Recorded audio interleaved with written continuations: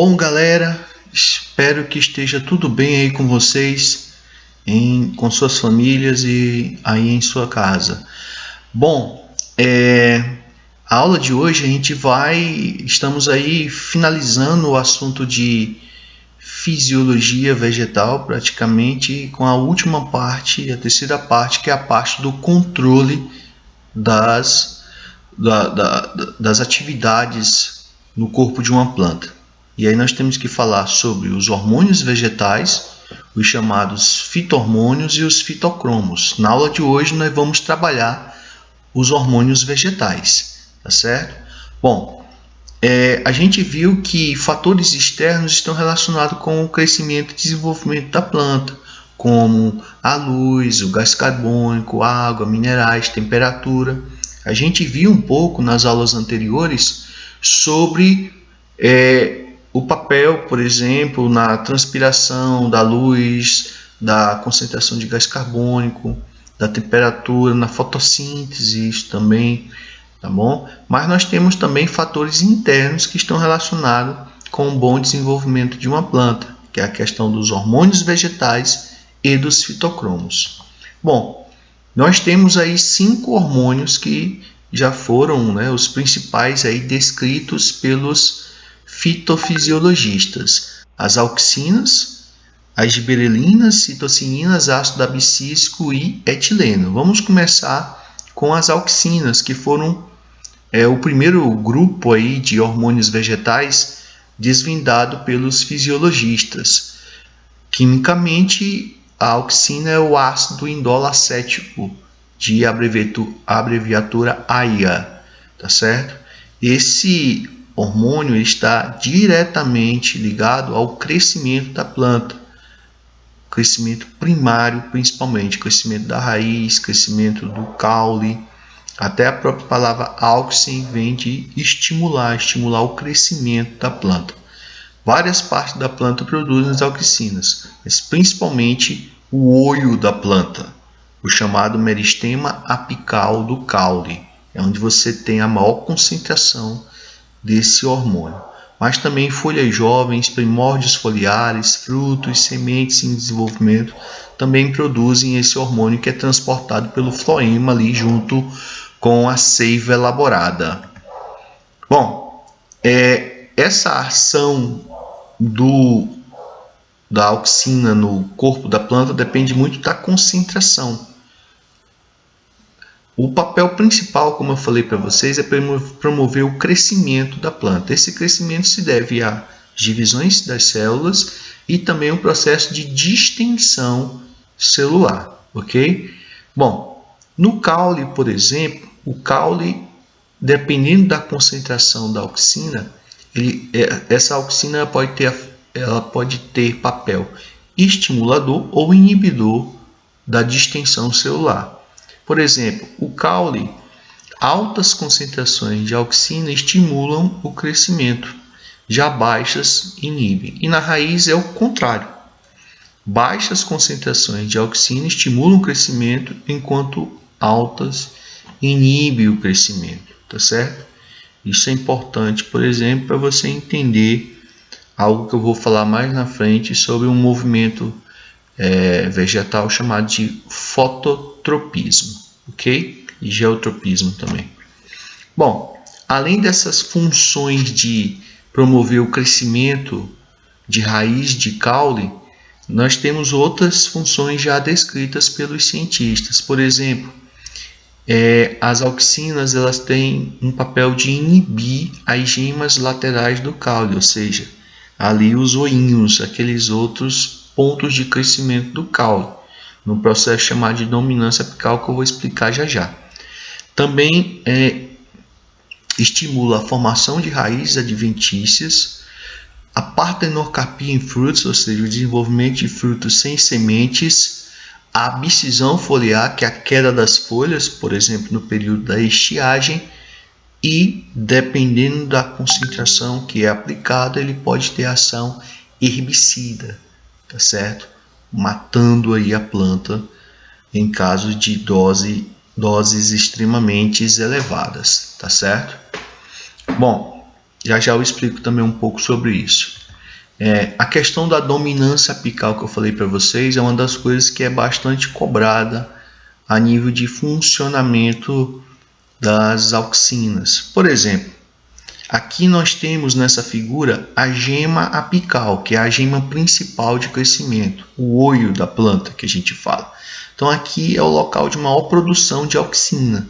Olha aqui, essas bolinhas escuras estão representando moléculas de auxinas, ou seja, pelo floema é distribuído isso aqui para o restante da planta. Então essa região aqui ela está sob forte influência das auxinas, inibindo aqui as chamadas gemas laterais ou gemas axilares de se desenvolver. Por isso que a planta ela vai tendo mais ou menos, no caso de uma árvore, uma arquitetura piramidal, né? Aqueles galhos que ficam próximo do olho são menores em relação aos de baixo, tá certo? Isso é o que se chama de dominância, a dominância do ápice, né, da gema apical sobre as gemas laterais. Se eu corto essa gema apical, isso a gente faz, por exemplo, na prática da poda, o que acontece? Com a retirada dessa gema apical, a concentração de auxina diminui bastante, veja que ela desapareceu, porque você tirou um ponto de crescimento, de produção das auxinas, e aí as gemas axilares, as gemas laterais começam a se desenvolver. Então, por que eu faço a poda? Qual é o objetivo da poda? Você faz uma poda numa árvore que está crescendo demais. Por exemplo, árvores plantadas numa calçada. Então, quando aquela árvore começa a entrar em contato com a fiação elétrica, por exemplo, aí você vai lá e corta a gema apical ou outras gemas também, porque às vezes o galho, né, forma outras gemas principais. Quando você faz isso, né, o que acontece? O crescimento vertical ele dá uma paralisada e as gemas laterais elas começam a desenvolver. Com isso você vai ter um outro efeito, que é aumentar o sombreamento.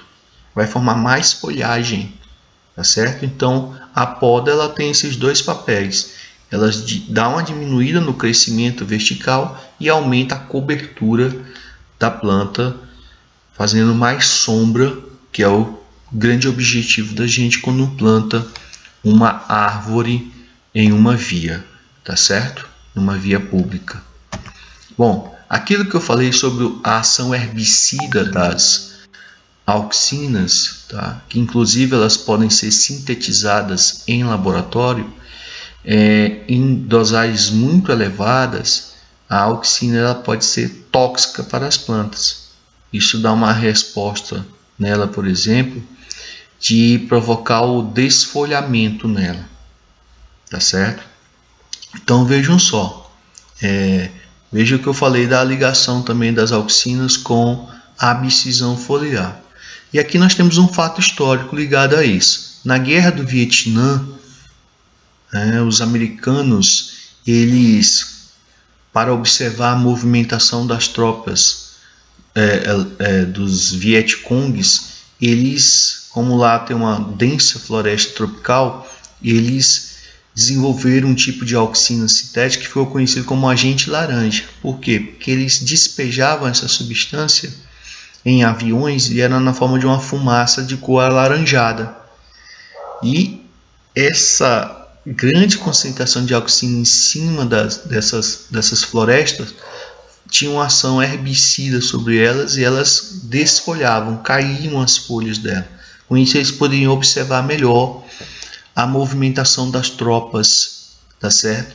Já que não se tinha a tecnologia de observar como se tem hoje, de observação como se tem hoje.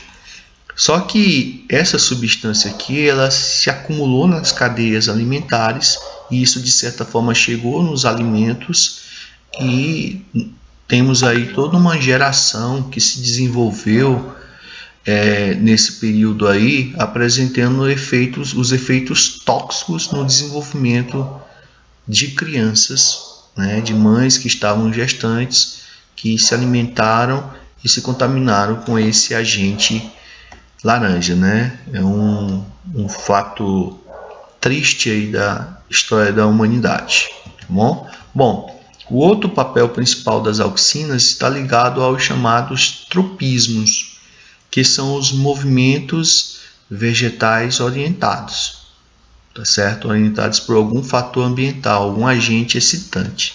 E aí nós vamos descrever principalmente o fototropismo e o geotropismo, mas nós temos também o tigmotropismo, o quimiotropismo e o deutropismo.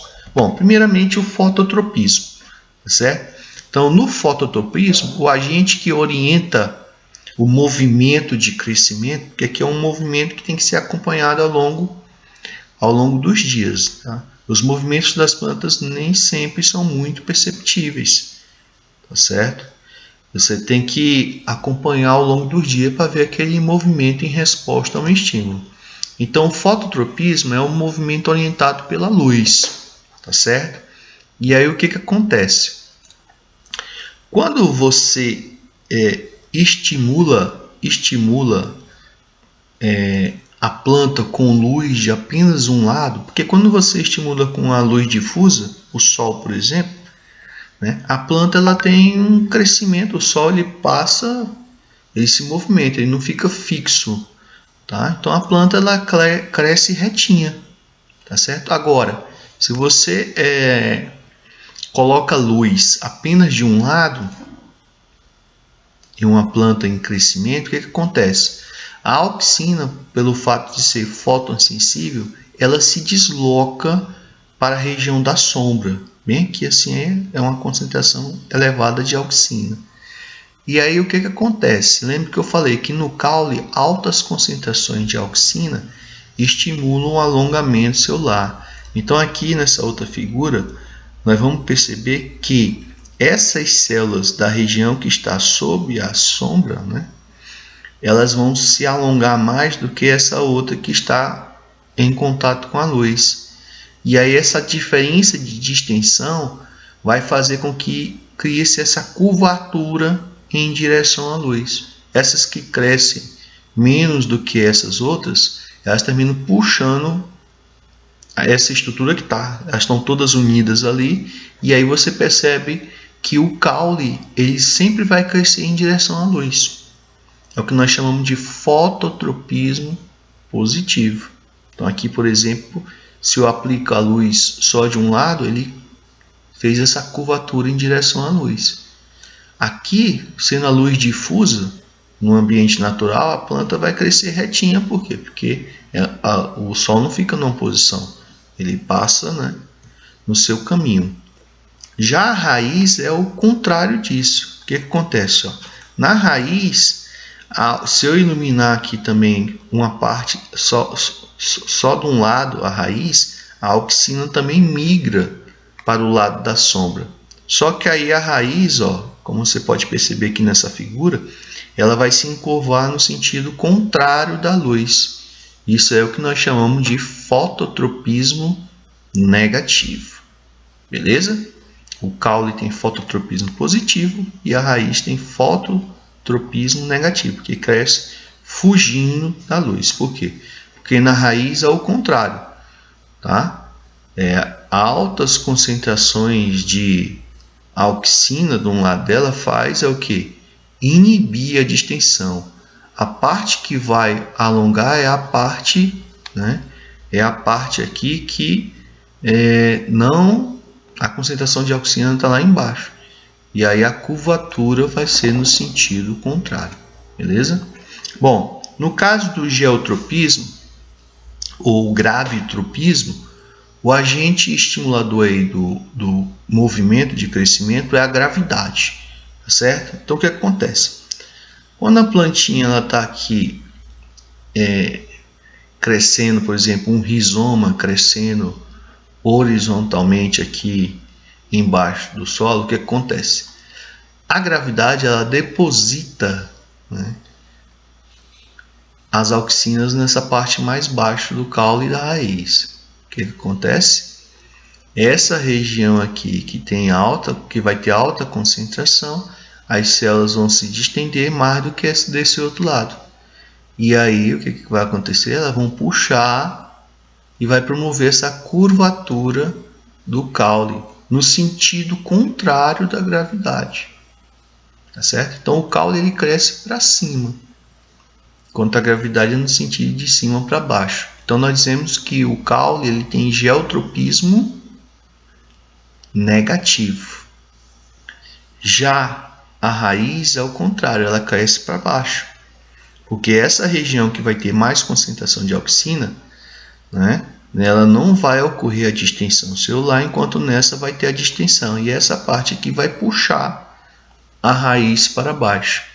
Então a raiz ela cresce no mesmo sentido da gravidade, então a raiz ela tem geotropismo positivo, tá? Geotropismo positivo. Bom, no caso do tigmotropismo, né, não é nem a luz e nem a gravidade que orienta o crescimento, e sim o contato físico, o contato mecânico. Por exemplo, essa trepadeira aqui ela está crescendo em torno de um fio elétrico. Então, quem está orientando o crescimento, ditando para onde ela está crescendo, é o contato físico. E aí nós chamamos esse caso aí de tigmotropismo. Beleza? Bom, nós temos também o quimiotropismo. O quimiotropismo, como o próprio nome já sugere, é um crescimento orientado por um fator químico, um sinal químico. E o grande exemplo que temos é o crescimento do tubo polínico. Quando o pólen cai aqui no estigma da flor, como é que ele sabe qual é o sentido que ele vai ter que crescer, tá? E bater certinho lá na micrópila, na entrada do óvulo? Então, o que acontece? Quando o óvulo está amadurecendo, ele libera sinais químicos aqui que vão orientar o crescimento do tubo polínico. Aqui num detalhe mais próximo. Tubo polínico aí que vai trazer os gametas masculinos para poder fecundar um a oospera e o outro os núcleos polares. Vocês já sabem bem disso, para poder formar aí a semente. Então, o crescimento do tubo polínico ele é um exemplo de quimiotropismo. Algo similar, por exemplo, acontece na reprodução humana, cujos espermatozoides eles sabem qual foi a tuba uterina que ocorreu a liberação do óvulo. Então eles não vão para a tuba uterina errada, eles vão para a tuba uterina certa, aquela que vem um óvulo. Em animais nós chamamos o processo de quimiotaxia. Aqui em vegetais nós chamamos um fenômeno parecido de quimiotropismo, certo? Bom, o hidrotropismo é um movimento orientado, aí, um movimento de crescimento orientado pela água, tá certo? Então aqui nós temos um experimento onde o cidadão colocou aqui o bulbo, né? uma cebola, um bulbo de uma cebola, tá? Essa cebola em contato com a água, ela vai desenvolver aqui o caule dela, que vão sair as folhas, e as raízes crescem, saem aqui do bulbo, crescem orientadas aqui, estimuladas pelo fator água, tá certo? Então, é um caso de hidrotropismo. Tem plantas, por exemplo, que elas têm um hidrotropismo muito forte. Essas plantas, por exemplo, elas devem ser evitadas, por exemplo, como o Ficus benjamina, que até já conversamos sobre ele nas aulas, que ele tem um hidrotropismo muito forte nas raízes. As raízes elas podem quebrar o encanamento de uma casa, por exemplo. Tá certo? Bom, esses são os tropismos que nós falamos, são movimentos orientados por um estímulo. Mas nós temos movimentos vegetais desorientados que não tem nada a ver com as auxinas. Mas já que nós estamos falando de movimentos vegetais, é conveniente a gente falar também dos nastismos. Os nastismos são movimentos vegetais desorientados. E o grande exemplo é o que acontece com a mimosa pudica, chamada também de planta de dormideira, sensitiva, ou eu conheço também como Maria, teu pai morreu, né? Então, essa plantinha aqui, quando você toca nela, o que acontece? Ela fecha os folíolos. Ela tem uma folha composta, e aí quando você toca nela, ela fecha numa atitude de proteção dela, de defesa, né, de diminuir a sua folha, ela fecha os seus folíolos. E por que ele é um movimento desorientado? Porque tanto faz, eu posso tocar nela de cima para baixo, de baixo para cima, lateralmente. Você vê que ele toca ela de vários jeitos e o movimento sempre é o mesmo. Não é como no caso lá, né, daquele movimento que nós falamos, que é em direção à luz ou fugindo da luz, em direção à gravidade ou fugindo da gravidade. Não, aqui é um movimento desorientado. Outro exemplo de inartismo é o movimento das plantas carnívoras, né? Aqui, por exemplo, nós temos uma planta chamada de Dionéia, que esse movimento de fechamento dessas folhas armadilhas, que se deve a um fluxo, um deslocamento de água no pecíolo dessa folha armadilha, promove o fechamento aí e o aprisionamento do animal. Nós temos também a Drosera. A Drosera também faz um movimento aí considerado também de nastismo, tá certo? Onde ela captura aí, né, esse artrópode aí que vai servir de alimentação para ela, tá certo?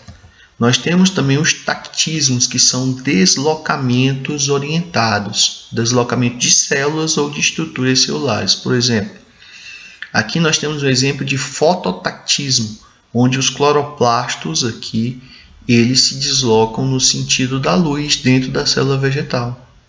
Nós temos também o quimiotactismo, no caso, por exemplo, em briófitas e pteridófitas, onde os anterozoides saem direto, né, pela água e chegam direitinho lá no gametófito feminino para fecundar a oosfera. Então aqui é um exemplo de deslocamento celular chamado de quimiotactismo, tá certo? Bom, nós temos outros hormônios vegetais, por exemplo, as giberelinas, que é o ácido gibberella, foi descoberto graças a uma infecção em plantas de arroz pelo fungo gibberella, e aí percebeu-se que a infecção produzida pelas plantas fazia essas plantas crescerem, estiolarem, crescerem demais, né? E percebeu-se que na presença desse fungo a planta começava a produzir uma substância orgânica nela, que foi isolada e em homenagem ao fungo foi chamada de gibberella, gibberelinas em homenagem ao fungo gibberella, tá? Elas também são produzidas nos meristemas, sementes, frutos e transportadas tanto pelo xilema quanto o floema, que é a estrutura molecular dela. Bom, as gibberelinas, elas têm algumas ações em parcerias com as auxinas, como por exemplo, promover o alongamento das células, um caule, folhas também, promover a partenocarpia em frutos, aqui por exemplo, são tomates com sementes, essa aqui foi tratada ou com auxinas ou com gibberelinas, o efeito é o mesmo, que é a formação de frutos sem sementes. E elas atuam também na quebra da dormência de sementes, tá certo? Elas são um fator que estimulam a germinação, né? A germinação de sementes, tá certo? Nós temos também as citocininas, que tem essa fórmula molecular, são conhecidas assim por estimular as divisões celulares, as citocineses. Elas são produzidas pela ponta da raiz, são transportadas pelo xilema e apresentam, entre outras funções, também junto com as gibberelinas, participam da quebra da dormência de sementes, estimula as gemas laterais do caule, ou seja, tem um fator antagônico, aí, um papel antagônico em relação às auxinas, que inibem, elas fazem estimular o crescimento de galhos e retardam a senescência celular, o envelhecimento das células vegetais. Por exemplo, isso aqui é um spray contendo uma solução com citocininas para fazer um buquê de rosas aí, ou de outras flores passar mais tempo, tá certo, ali no jarro, tá bom? Retarda o envelhecimento da planta. Já o ácido abscísico, o ABA, é conhecido como o hormônio do estresse vegetal, por ele atuar em situações estressantes para uma planta. Por exemplo, o período de estiagem é estressante para uma planta, ou pela seca ou pelo inverno com neve, tá certo? Então, o ácido abscísico, que é produzido por folhas, pela coife e caule, e transportado tanto pelo xilema quanto o floema, ele tem muitas vezes ação inibitória. Ele induz a dormência de sementes. Aqui ele tem ação antagônica tanto com as citocininas quanto com as gibberelinas. Ele atua no fechamento dos estômatos, ele bloqueia lá aquela bomba de potássio que a gente falou na aula de transpiração. E ele induz a senescência da planta, ou seja, à medida que a planta vai envelhecendo, aumenta-se, percebe-se um aumento da concentração do ácido abscísico, tá certo? E ele é liberado nessas situações de estiagem, por exemplo, como também um fator de diminuir o metabolismo da planta para ela passar por aquele período de estiagem. Engraçado esse nome de ácido abscísico, porque no início acreditava-se que ele, durante o período de estiagem, as concentrações dele eram elevadas e pensava-se que ele participava da abscisão foliar, e depois terminou-se vendo que ele não tinha nenhuma relação, mas o nome ficou. E o etileno, o gás etileno, é o único dos hormônios vegetais que é liberado e transportado na forma de gás, tá certo? Ele é produzido por todas as partes da planta e transportados aí pelos espaços intercelulares, já que é um gás, tá certo? Então, o gás etileno ele tem participação em 3 fenômenos da planta, tá bom? O Enem, por exemplo, ele adora nessa parte de hormônios cobrar auxinas e etilenos. São os dois assim que mais aparecem nas questões e que traz questões mais desafiadoras, tá certo? Por exemplo, o papel dele no amadurecimento dos frutos, tá certo? Frutos em amadurecimentos, eles liberam muito etileno. Aqui nesse experimento, o cidadão colocou um fruto verde com um fruto maduro. E ele vai perceber, com certeza, que ele tem outro frasco com um fruto verde sem o fruto maduro, a banana madura aqui. Ele vai perceber que nesse que já tem um fruto maduro, o amadurecimento desse aqui vai ser mais rápido em relação ao pote que não tem um fruto maduro, certo? Então, esse é um papel bem importante do gás etileno. Ele participa também da abscisão das folhas e dos frutos.